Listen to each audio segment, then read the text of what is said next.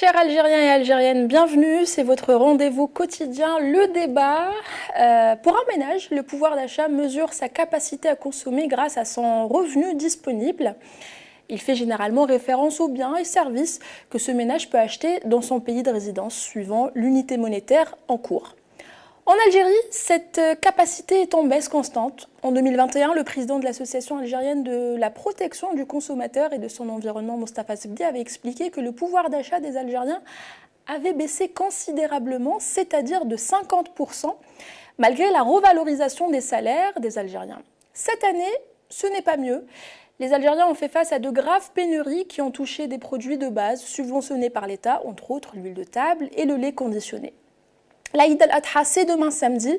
Les discussions chez les ménages algériens tournent principalement autour du prix du mouton à sacrifier. C'est essentiel et hors de prix. Pour débattre de ce sujet, j'ai le plaisir d'accueillir sur le plateau Gamal Abina, journaliste. Bonsoir. Et Fodel Briti, économiste et spécialiste en approvisionnement des biens et services, qui nous rejoint en visio, et Kenza Khato, journaliste d'Alger, qui participera sur le volet des détenus d'opinion. Bonjour Gamal Abina. Bonjour. Ça va? Ça va très bien, vous. J'espère que Fodel est en ligne. On va essayer d'avoir Fodel en ligne. Pourquoi aujourd'hui, dans un pays comme l'Algérie, le mouton est un luxe, Gamel? Il y a beaucoup de choses, malheureusement, en Algérie qui sont un luxe, mais je pense que le mouton est un luxe, particulièrement au moment de pic de consommation, donc le moment des fêtes, évidemment, de l'Aïd al-Kibir ou pour demain, effectivement, toutes ces fêtes-là qui sont des tournants importants dans la tradition musulmane et qui, effectivement, sont les fêtes familiales, on se rend bien compte que la production des moutons en Algérie est très importante. Ce n'est pas un pays qui a un déficit de production, on a ce qu'il faut, il y a des fermes immenses par rapport à ces questions de moutons, on en exporte même, mais je pense que la spéculation, le jeu des spéculateurs combiné à un pouvoir d'achat qui n'est pas forcément très fort, conduit effectivement à avoir un mouton qui est hors de prix. Et pourquoi ces spéculateurs, comment font-ils pour échapper au contrôle? Alors déjà, pour qu'il y ait les contrôles dans un pays en général, je ne parle pas de l'Algérie, mais globalement, pour qu'il y ait les contrôles, il faut d'abord qu'il y ait une action de spéculation qui soit constatée par soit l'État, soit les associations de défense de consommateurs. En Algérie, les corps constitués ou les associations de défense de consommateurs ne sont pas forcément très au fait de ça ou pas assez vigilantes. Et effectivement, on constate tous les ans, ce n'est pas d'hier, ça fait des décennies que ces spéculateurs qui produisent profitent de cette misère sociale. En réalité, quand on va faire augmenter le prix d'une denrée alimentaire comme celle-ci dans une fête qui est quand même sacrée, on profite effectivement de la faiblesse des revenus des gens pour faire de l'argent. Et ça, c'est problématique parce qu'effectivement, s'il n'y a pas d'action gouvernementale qui constate qu'il y a une spéculation à ce moment-là qui est forte et que certains profiteurs s'en mettent plein les poches pendant que d'autres souffrent pour se payer le minimum syndical parce qu'il y a un besoin en Algérie de consommation de viande, ce qui est normal, mais surtout au moment d'une fête comme celle-ci sacrée, c'est encore plus important. Les familles mettent un point d'honneur à avoir le mouton, et bien là, ils en profitent. Là, on parle de mouton, mais la viande a toujours été un luxe en Algérie, et surtout ces 2 dernières années, je dirais. La viande rouge est hors de prix. Alors, la production ovine et bovine sont importantes en Algérie. Ce n'est pas des petites productions. On n'est pas dans un pays qui a un déficit chronique. On apporte effectivement un petit peu, parfois pour compenser, mais globalement, c'est un pays qui a des grandes capacités. Alors, la justification, c'est quoi? C'est de prétendre qu'ils n'ont pas assez de moyens pour nourrir les animaux, ce qu'on parle, la production fourragère, toutes ces choses-là, mais ce n'est pas vrai, ça. Il y a eu un temps cette problématique du stockage effectivement de cette production parce que les Algériens quand ils travaillent beaucoup, travaillent bien, mais malheureusement la redistribution, la répartition n'est pas au rendez-vous. Et la problématique principale qu'on observe en Algérie, c'est effectivement un problème structurel d'organisation. C'est-à-dire que l'État réagit a posteriori. On l'a vu avec la production de tomates qu'ils ont dû jeter à la poubelle parce qu'il n'y avait pas les silos pour les réceptionner, il n'y avait pas les moyens pour transformer ça en industrie. Donc effectivement les Algériens travaillent beaucoup. Il y a ce que j'appelle l'Algérie est un pays qui fonctionne par à-coups. On a un manque, on met un à-coup. Chaque fois, c'est comme ça. Et là, on observe qu'effectivement, sur la question de la nourriture par la viande, en l'occurrence, qui est quand même quelque part en Afrique un luxe en général, eh bien là, on se retrouve dans une situation chronique de déficit et de spéculation à la hausse. Et c'est un problème, parce que c'est un pays qui produit beaucoup, mais qui distribue mal. La question de la redistribution de la richesse, donc de la redistribution de la production de richesse, est mal faite en Algérie. C'est ça la question qui se pose. Vous avez dit que l'Algérien travaille beaucoup. Ce n'est pas la réputation qu'ils ont, malheureusement, qu'ils travaillent beaucoup ou pas. J'aimerais avoir Fodel Briti pour avoir son explication, qui est, lui, économiste et spécialiste en approvisionnement. Fodel, êtes-vous en ligne? Oui. Je n'ai pas entendu la question. Est-ce que vous pouvez... Fodel. Bonjour, Fodel.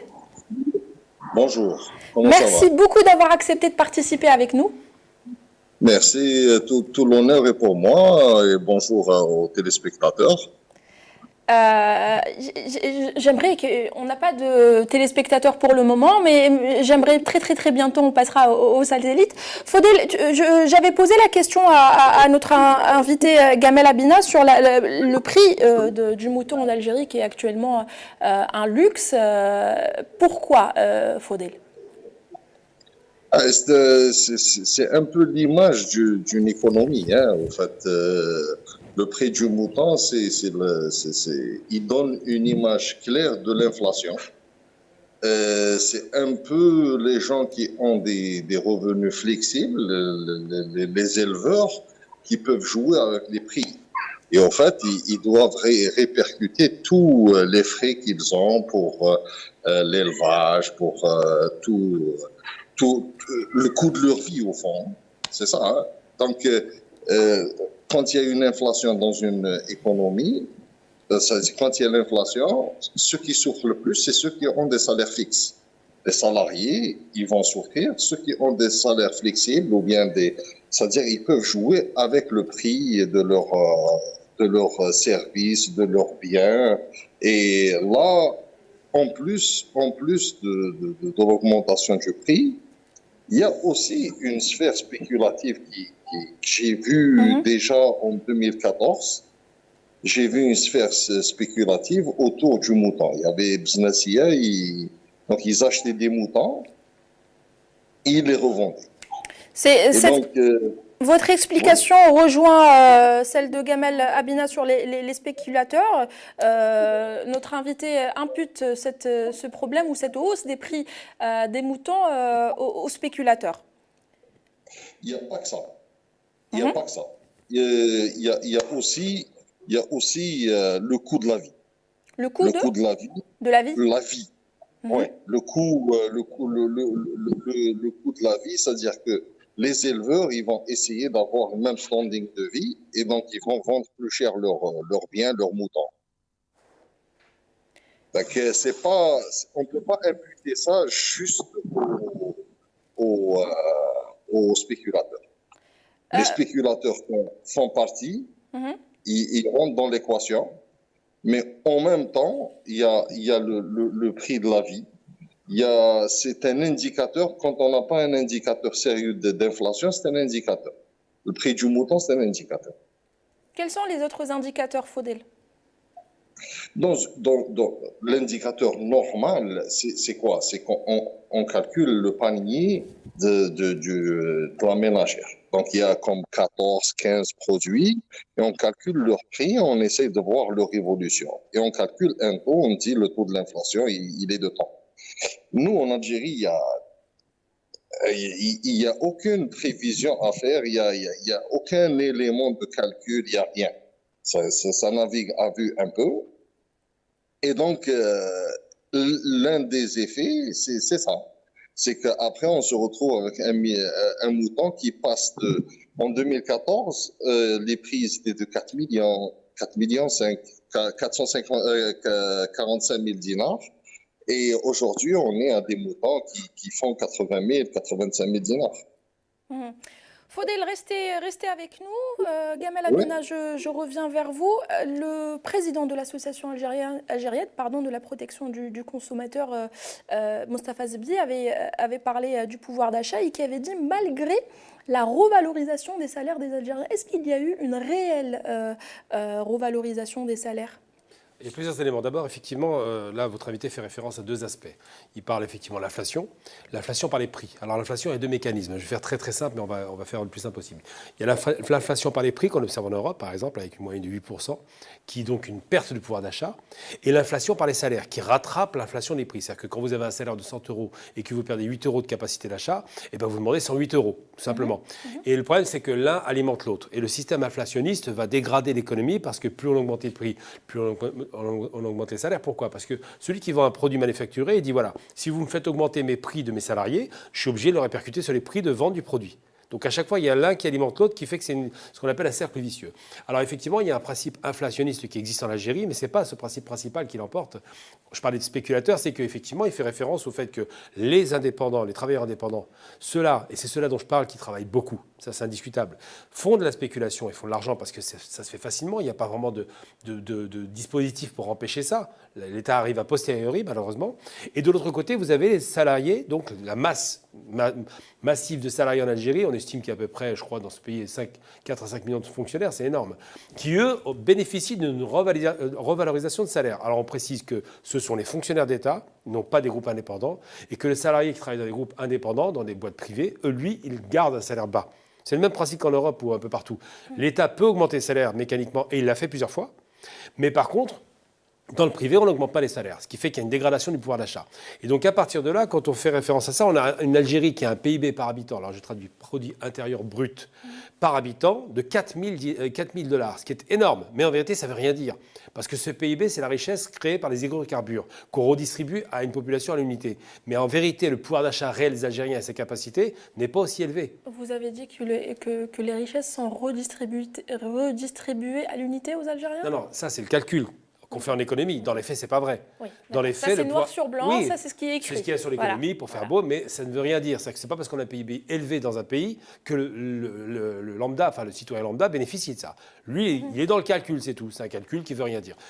En vérité, ce qui compte, c'est surtout le coût salarial et la capacité, il parlait du panier moyen de la ménagère, de pouvoir s'acheter quelque chose. Si quelqu'un a 2000 dinars de revenus et qu'il a un coût d'achat de 2500 dinars, il y a un déficit considérable. C'est-à-dire qu'il ne peut pas vivre, il est obligé de s'arranger, de faire des petites magouilles, et l'économie informelle l'emporte. Donc ce qui est important de le rappeler, c'est que les grands producteurs se mettent beaucoup d'argent dans les poches et augmentent leurs gains de façon excessive, quand les petits employés ne peuvent pas rattraper cet excès de gains du côté des producteurs. Et effectivement, je maintiens mon propos, les Algériens ne sont pas réputés, on parle de réputation, donc ce qui est fait d'étrangers, pour être travailleurs. Mais le secteur privé algérien, et surtout la paysannerie, elle travaille à fond. On voit ce qui se passe à Ouedsouf, un peu partout. Ils travaillent, ils produisent de la richesse. Malheureusement, effectivement, ce n'est pas parce qu'on produit beaucoup de richesse qu'on gagne bien sa vie. Alors quand il y a des occasions comme celle-là de grandes fêtes, eh ben, ils en profitent pour se faire de l'argent à bon compte sur le dos de la population. Fodel Bakhiti ? Oui. Quel est l'impact de cette revalorisation des salaires, si impact il y a ? Quel est son effet sur le pouvoir d'achat ? Dans l'absolu. C'est comme il dit, je me rappelle pas très bien du prénom, c'est Gamal Abina. Abina, ok. Donc, c'est ce qu'il disait, on va rentrer dans un cycle inflationniste où la revalorisation, elle va juste faire augmenter les prix. Au fait, elle va faire augmenter les prix. Pour qu'il n'y ait pas d'augmentation de prix, il faut agir sur l'offre. Et donc, le problème de l'Algérie, et je sors un peu de votre question pour dire quelque chose, quand on a un marché qui revient chaque année avec 3-4 millions de moutons ou 5 millions de moutons qu'on a besoin chaque année. C'est un marché phénoménal.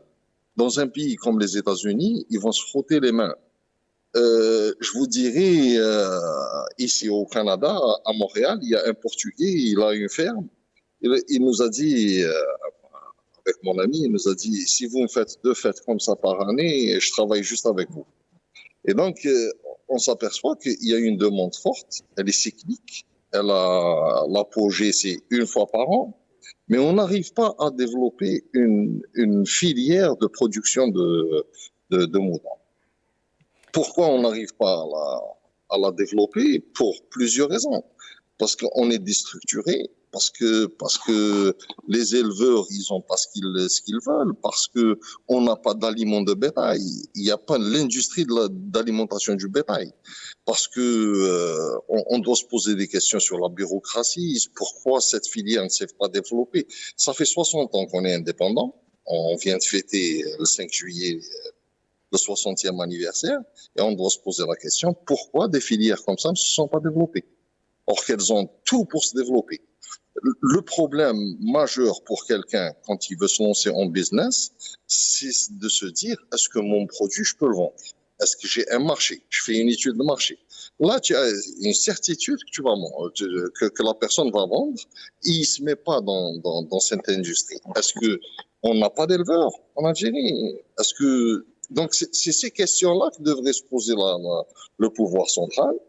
C'est lorsqu'on règle ce problème, c'est ce jour-là qu'on verra un prix, parce que là, il y a une sphère spéculative, et la sphère spéculative, elle va aller chercher le maximum de profit en utilisant les manques d'un marché. Et dès que le marché se régule, ou bien on cherche à le réguler, et cette sphère spéculative, elle va disparaître, ou bien on va la pousser à devenir formelle. Merci Fodel Brité, restez avec nous. Vous voulez rebondir à son explication, Gamal Abina? Oui, tout à fait. Je comprends très bien ce qu'il veut dire par la problématique de l'approvisionnement de tout ce qui est fourrage pour pouvoir nourrir les animaux en Algérie, enfin particulièrement ce marché monumental qui est le marché des moutons, parce qu'on a une production ovin, caprin, bovin, enfin c'est une production considérable en matière de production de tout ce qui est viande et moyens agricoles.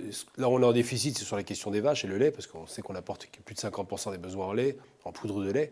Mais il y a deux aspects effectivement. Il y a le premier aspect, c'est la déstructuration, c'est-à-dire que l'économie n'est pas intégrée en termes de région et en termes national, ce qui fait qu'on se retrouve avec des spéculateurs qui profitent de cette déstructuration ou de ce manque de structure. On n'a pas vraiment de vraie fédération et les statistiques sont assez faibles par rapport à ces questions-là. Et donc, ils profitent de ces vides juridiques et de ces vides économiques pour pouvoir se positionner et faire de l'argent.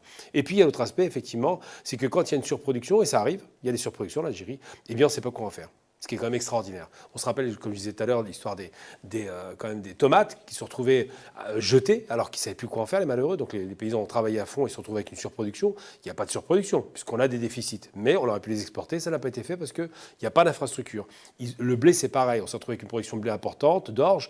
Ils ne savaient pas où les mettre, puis il n'y avait pas de silo. Donc ce qui pose problème en Algérie, c'est vraiment une vue globale, que le ministère fasse ce travail pour qu'il y ait une vue d'ensemble, que ce soit régulé, que ce soit réparti, parce qu'on a un territoire qui est pour 10% de ce territoire, donc c'est toute la bande côtière, qui est un territoire vert.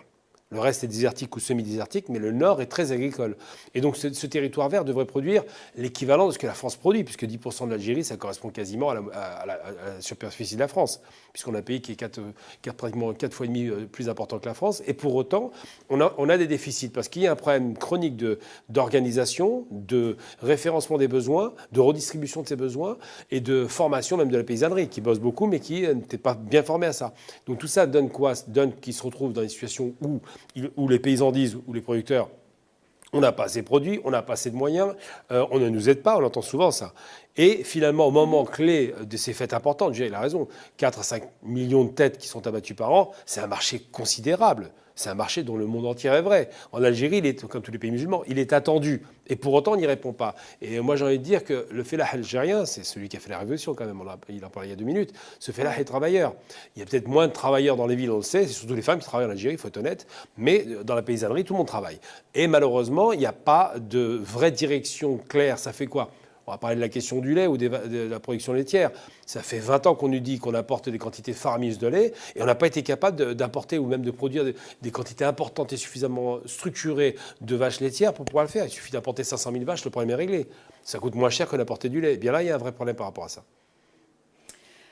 L'équipe technique me dit qu'il nous reste 6 minutes avant la fin de cette émission. Fodel Briti, merci beaucoup. Je vous dis au revoir. Merci beaucoup. Merci beaucoup d'avoir participé, Fodel. Je vous en prie, ça m'a fait un énorme plaisir. À la prochaine. À la prochaine, Fodel Briti. Une dernière question, Gamal Abina. J'ai encore plein de questions, mais j'aimerais parler de la loi de finances 2022 qui est signée par le président Abdelmadjid Tebboune, une loi qui acte la fin des subventions sur des produits de base, donc le lait, l'huile alimentaire. Quel est l'impact de cette loi en cas d'application, parce que je pense que l'application prendra encore du temps. Quel sera son impact sur la disponibilité de ces produits, notamment ou surtout après toutes les pénuries que les Algériens ont connues. Et ça, c'est un signal fort qu'il donne malheureusement, hein, parce qu'il y a toujours dans des dispositifs comme ça, il y a toujours le bon côté et le mauvais. Le bon côté, c'est que c'est une loi de paniquer au départ. C'est quand le gaz et le pétrole baissaient, ils ont dit on va réduire les dépenses, ce qui est logique. Là-dessus, on comprend. Mais aujourd'hui, ça va très bien en termes de production gazière et pétrolière. On a des réserves à n'en plus finir. Les ressources sont considérables. On bénéficie à fond de la spéculation à la hausse du gaz et du pétrole. Donc cette loi-là, elle arrive un petit peu en retard, alors que les subventions peuvent être en vérité conservées.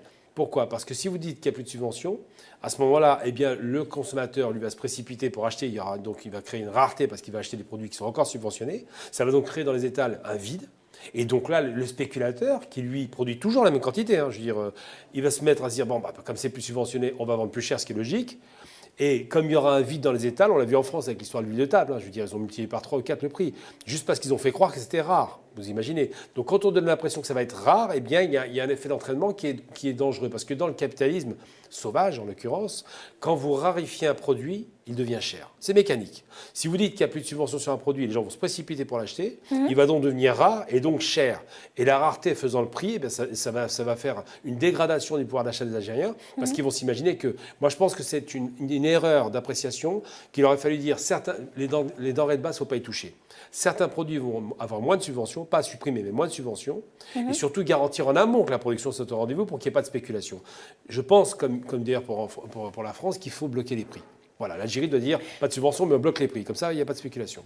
Puisque vous avez parlé de la France, j'aimerais rappeler que l'huile de table est finalement était revenue et était devenue disponible dans les rayons en Algérie. Et c'était au même moment où il y a eu des pénuries dans des pays comme la France. Des explications? Très simple. Michel-Édouard Leclerc demande une commission d'enquête et il a raison. Parce que là, encore une fois, on parle des spéculateurs, des producteurs. Les enquêtes, on les demande toujours en Algérie, mais ça s'ouvre. C'est plus compliqué. Mais on n'a jamais de résultats. Oui, parce qu'il y a des intérêts divergents. Mais ce qui est sûr, c'est qu'en France, ils demandent des enquêtes. Là, on parle des grands capitalistes, on parle des grands distributeurs. Leclerc n'est pas un petit, c'est un grand distributeur. Il a dit, moi, quand j'achète à ceux qui prétendent me vendre ces produits-là, ils m'annoncent que le problème est ukrainien. Alors que ce n'est pas vrai. L'inflation a commencé avant la guerre d'Ukraine, mais ce qui se passe, c'est qu'ils s'en mettent plein les poches en attendant, en cherchant des faux prétextes. Et là, il a dit qu'il faut ouvrir l'enquête parce qu'effectivement, alors il y a eu plusieurs faux prétextes. Ils ont dit au départ que l'huile de table était rare parce que l'Ukraine. Après, ils ont vu que c'était un peu gros. Ils ont dit que finalement, c'était rare parce que le ramadan arrivait, que les musulmans... Après, ils ont dit que les mineurs étaient responsables. Oui, les musulmans, quoi. Voilà. Qui aiment bien cuisiner avec de l'huile de table, comme si c'était la première année où ils faisaient ça. Avant, ils ne cuisinaient pas avec l'huile de table. On faisait ça avec l'huile de chameau, peut-être. Et ce qui se passe, c'est vraiment incroyable. Mettre ça sur le dos des gens, alors que la problématique, c'est le producteur. Il a des réserves considérables, mais il les met de côté. C'est le même mécanisme qu'à Paris. Il y a 100 000 logements vacants. On ne veut pas les louer. Pourquoi? Pour garder les prix artificiellement hauts. Et bien là, c'est pareil. Si vous avez moins d'huile de table, si vous en livrez moins ou plus cher, eh bien mécaniquement, la rareté faisant le prix, ça augmente le prix de façon considérable et eux, ils se mettent beaucoup d'argent dans les poches. On a les mêmes mécaniques à l'inverse. En Algérie, il y a ce qu'il faut parce qu'on a des producteurs, on a quand même des industriels dans le domaine, comme c'est vital, qui font le boulot, mais du jour au lendemain, ils peuvent commencer un peu à bloquer l'alimentation et à ce moment-là, ça monte. Et ça, c'est très grave parce que l'État doit et a une responsabilité pour obliger ces spéculateurs qui sont des rapaces de l'économie à au minimum respecter le principe de base qui est de garantir les besoins primaires, la fameuse pyramide de Maslow, les besoins primaires des consommateurs. Logement, nourriture, vêtements. C'est le minimum syndical. Si ça, c'est pas satisfait, ça conduit à des révoltes. Je pense qu'une autre question, vous m'avez tendu la perche vers une autre question. Pourquoi aujourd'hui, en Algérie, avec un salaire moyen ou pas, on ne peut pas avoir les besoins, primaires, pardon. Absolument. Donc louer un logement, se nourrir correctement et s'habiller surtout. Alors on ne comparera jamais l'Algérie, Maroc et Tunisie, nous sommes un pays rentier. Ces pays-là ont une misère endémique qui est là et qui est logique. Donc un pays rentier ne devrait pas avoir ce problème-là. On a 44 millions d'habitants qu'on peut largement nourrir. Le problème, c'est que dans un pays à la fois socialiste et marché libre, ça se heurte, les deux idéologies se heurtent sur le terrain. Et le terrain, c'est quoi? C'est la population. Donc on a d'un côté le marché libre qui spécule, et de l'autre côté l'économie planifiée socialiste qui dit on va un petit peu aider, on va faire des subventions, on va faire des logements pas trop chers, c'est vrai. Mais en vérité, ce qui compte in fine, c'est le pouvoir d'achat, donc la rémunération de l'Algérien moyen, privé comme public d'ailleurs, parce que ce n'est pas les mêmes prix privé et public, pour espérer pouvoir se payer ses moyens. Et bien malheureusement, il n'y a pas d'adéquation, ça ne se rencontre pas. Le pouvoir d'achat est faible et la spéculation commence à se faire sur le logement. Vous avez parlé du logement. Oui. On veut faire d'Alger une capitale européenne. C'est ce qui arrive au Maroc. Tanger, par exemple, est devenu très cher. Eh bien, Alger, qui est une capitale africaine, se voit en standard européen. Or, on est en Afrique.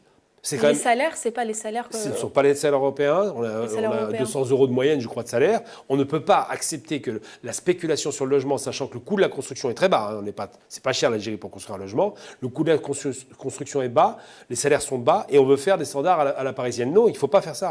Il faut que les standards soient africains, simplement. Sinon, on va avoir des gens qui pourront plus loger. Merci beaucoup Gamel Abina. Pour ouvrir le volet des détenus d'opinion, les familles algériennes, surtout les familles des détenus d'opinion, attendent depuis des jours, depuis la décision du président Abdelmadjid Tebboune de la grâce présidentielle qui concernera apparemment les détenus d'opinion, donc les personnes poursuivies pour attroupement. Kenza Khato en ligne. Bonjour Kenza. Bonsoir Amira. Bonsoir, bonjour. مرحبا بك معنا كنزة. يعيشك أميرة. قولي لي كنزة، هل من مستجدات حول مساجين الحراك خليني نقول؟ écoutez, pour l'instant ما كانش مستجدات لحد الساعة. يعني كاين 7 معتقلي الرأي، معتقلي الحراك اللي تم الإفراج عنهم. يعني البيان تاع رئاسة الجمهورية كان تكلم على مراسيم تاع عفو ولكن عفو رئاسي، ولكن بالنسبة للمعتقلي الرأي تكلم عن توصيات. يعني ما كان حتى مرسوم أمضى عليه الرئيس عبد المجيد تبون يخص المعتقلين. لحد ساعة مازال كاين غموض، كاين ترقب، ما كان حتى حاجة واضحة لحد ساعة بخصوص معتقلي الرأي، ولا خليني نقول اللي سماهم بيان رئاسة الجمهورية الموقوفين تاع الجمهور، المتابعين بتهمة التجمهر. بتهمة التجمهر. كنزة خطو، احنا كنا شفنا انه كاين غموض كبير حول المعتقلين، حول القوانين او طريقة كتابة لو كومونيكي تاع دو لا بريزيدونس. هل من اليوم هل كاين ربما معتقلين خرجوا من السجن كنزة خطو؟ اليوم الجمعة قلت لك أميرة ما كاش. كاين البارح خرجوا نظن معتقلين 2، ومنذ 5 جويلية كاين 7 معتقلين فقط اللي خرجوا. وتعرفي باللي العائلة الحقوقية تتكلم على أكثر من 300 معتقل رأي متواجدين في مختلف السجون الجزائرية. أكثر عاودي لنا بك الرقم كنزة خطو. 300 سجين رأي وسجين حراك متواجدين في مختلف السجون الجزائرية، من بينهم معتقلين متابعين بتهم جنايات الانخراط في جماعات أو في منظمات إرهابية اللي صنفت حديثا في الجزائر إرهابية، وهي الماك ورشاد. يعني الأمس أيضا كانت في الوقت اللي احنا ننتظر أنه حيكون عفو يمس معتقلي الحراك ومعتقلي الرأي أنهم حيخرجوا كما وعدت به برقية وكالة الأنباء. البارح كانت النيابة في مجلس قضاء باتنا محكمة الجنايات التمست الإعدام في حق معتقل رأي.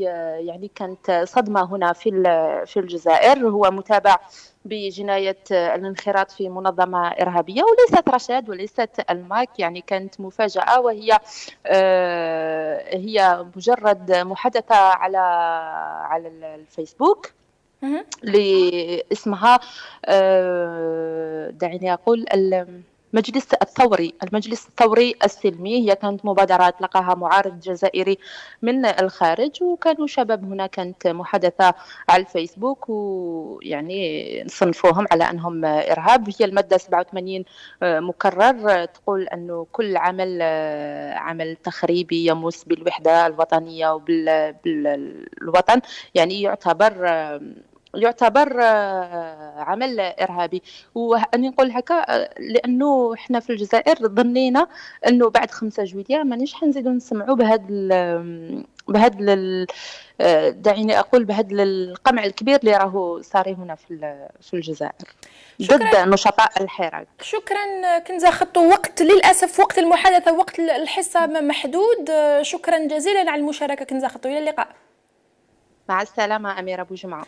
Kamel Abina, un dernier mot? Oui, j'espère que ça ira mieux pour demain. Et puis surtout, c'est la fête, donc il faut être positif. Et je souhaite la libération de tous les détenus d'opinion. Merci de nous avoir suivis. Merci à vous d'être venus. Et merci à l'équipe technique, et je ne vous oublie jamais. Merci pour cet excellent travail.